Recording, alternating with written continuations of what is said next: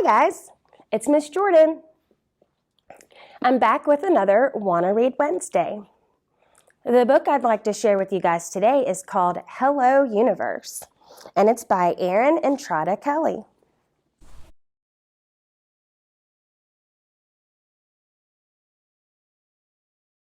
You're going to want to read this book if you like realistic fiction, books that you can relate to, and stories that are a little bit funny, a little bit sad, but they have a whole lot of stuff going on. Are you guys ready? Let's read chapter 1.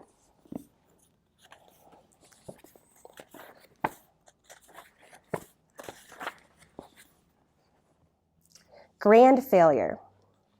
11-year-old Virgil Salinas already regretted the rest of middle school, and he'd only just finished 6th grade. He imagined all those years stretching ahead of him like a long line of hurdles, each of them getting taller, thicker, and heavier, and him standing in front of them on his weak and skinny legs. He was no good at hurdles. He'd found this out the hard way. In gym class, where he was the smallest, most forgettable, and always picked last. All things considered, he should have been happy on the last day of school. The year was over. He should have been skipping home, ready to tackle the bright summer ahead. Instead, he walked through the front door like a defeated athlete, head low, shoulders hunched, a sack of disappointment sitting on his chest like an anvil. Because today, it was official. He was a grand failure. "Oi, Virgilio," said his grandmother, his Lola, when he came in. She didn't look up. She was in the kitchen slicing a mango. "Come take one of these. Your mother bought too many again. They were on sale, so she buys 10. And what do we need 10 mangoes for? They're not even from the Philippines. They're from Venezuela. Your mother bought 10 Venezuelan mangoes. And for what? That woman would buy kisses from Judas if they were on sale." She shook her head. Virgil straightened his posture so Lola wouldn't suspect anything was wrong. He took a mango from the fruit bowl. Lola's eyebrows immediately scrunched together. Only they weren't really eyebrows because she'd plucked them clean. "What's wrong? Why you have that look?" she said. "What look?" Virgil said. "You know." Lola didn't like to explain herself. "Is that pug-faced boy at school being mean to you again?" "No, Lola." For once, that was the least of his worries. "Everything's fine." Said Lola. She knew everything wasn't fine. She noticed everything about him. They had a secret kinship. It had been that way ever since the first day she'd come from the Philippines to live with them. On the morning she arrived, Virgil's parents and identical twin brothers immediately rushed her in a flood of hugs and hellos. With the exception of Virgil, that's how the Salinas family was. Big personalities that bubbled over like pots of soup. Virgil felt like unbuttered toast standing next to them. "Ay, sus, my first moments in America will be filled with a pulsing headache," Lola said. She pressed her fingertips to her temples and waved towards Virgil's older brothers, who were tall and lean and muscled, even then. "Joselito, Julius, fetch my bags, eh? I want to say hello to my youngest grandson." After Joselito and Julius scurried off, ever the helpful brothers, Virgil's parents presented him like a rare exhibit they didn't quite understand.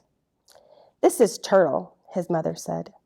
That was their name for him, Turtle, because he wouldn't come out of his shell. Every time they said it, a piece of him broke.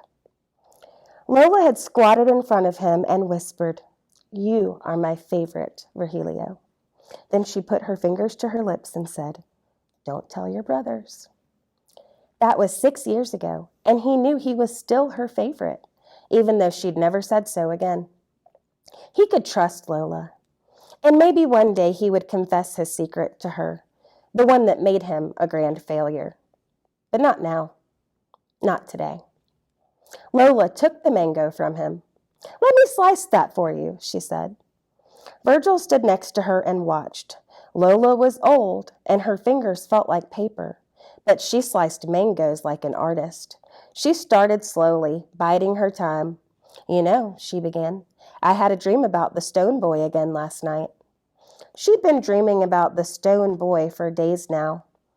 The dream was always the same. A shy boy, not unlike Virgil, gets terribly lonely, takes a walk in the forest, and begs a rock to eat him. The biggest stone opens its gravelly mouth, and the boy jumps inside, never to be seen again. When his parents find the stone, there's nothing they can do. Virgil wasn't sure how hard his parents would try to get him out anyway, but he knew Lola would hand chisel that rock to pieces if she had to. "I promise not to jump into any rocks," Virgil said. "I know there's something going on with you, Anak. You have the face of Frederico the Sorrowful." Who was Frederico the Sorrowful? He was the boy king who was sad all the time. But he didn't want anyone to know he was sad because he wanted people to think he was a strong king. But one day he couldn't hold in his sorrows anymore. It all came out, just like a fountain. She lifted her hands in the air to mimic splashing water, still holding the paring knife in one of them. He wept and wept until the whole land flooded and all the islands drifted away from each other. He wound up trapped on an island all alone until a crocodile came and ate him. She handed a beautiful slice of mango to Virgil. "Here." Virgil took it. "Lola, can I ask you a question?" "If you ever have a question, ask it." "How come so many of your stories have boys getting eaten by stuff, like rocks or crocodiles?" "Not all of them are about boys getting eaten. Sometimes it's girls." Lola tossed the knife into the sink and raised her non-eyebrows. "If you decide to talk, you come find your Lola. Don't burst like a fountain and float away." "Okay," Virgil said. "I'm going to my room to check on Gulliver. Make sure he's okay." Gulliver, his pet guinea pig, was always happy to see him. He would chirp as soon as Virgil opened the door. He knew it. Maybe he wouldn't feel like such a failure then. "Why wouldn't he be okay?" Lola called out as Virgil walked toward his room. "Guinea pigs can't get in much trouble, Anak." Virgil could hear her laughing as he placed the mango between his teeth.